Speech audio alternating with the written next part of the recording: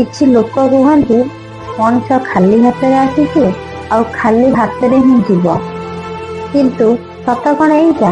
ନା, ସତଟା ହେଲା ମଣିଷ ଆସିଲା ବେଳେ ବା ଜନ୍ମ ହେଲା ବେଳେ ତା ଭାଗ୍ୟ ନେଇକି ଆସିଥାଏ, ଆଉ ମରିଗଲା ବେଳେ ଯେତେବେଳେ ମଶାଣିକି ଯାଏ ତା କର୍ମଟାକୁ ନେଇକି ଯାଏ।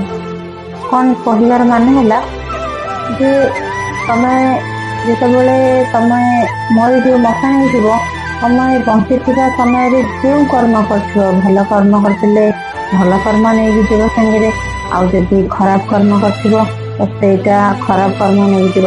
ଭଲ କର୍ମ କରିଥିଲେ ଲୋକମାନେ ତମକୁ ବାହା କହିବେ, ନାଇଁ ଲୋକଟା ଭଲ କର୍ମ କରିଥିଲା, ଯଦି ଭଲ ମାନେ ସମସ୍ତଙ୍କ ପାଇଁ ଭଲ କିଛି କରିଛି, ସମସ୍ତେ ଭଲ ପ୍ରଶଂସା କରିବେ। ଆଉ ଖରାପ କରିଥିଲେ ତମ ପାଇଁ ଖରାପ ବି ଗାଇବେ, ନା ଏ ଲୋକଟା ମରିଯାଇଛି, ଭଲ ହେଇଯାଇଛି, କ'ଣ କରୁଥିଲା, ଥାଇକି ସମସ୍ତଙ୍କୁ ହଇରାଣ କରୁଥିଲା। ତେଣୁକରି ମଣିଷ ଭାଗ୍ୟ ନେଇକି ଆସିଥାଏ ଆଉ କର୍ମ ନେଇକି ବି ଯାଇଥାଏ।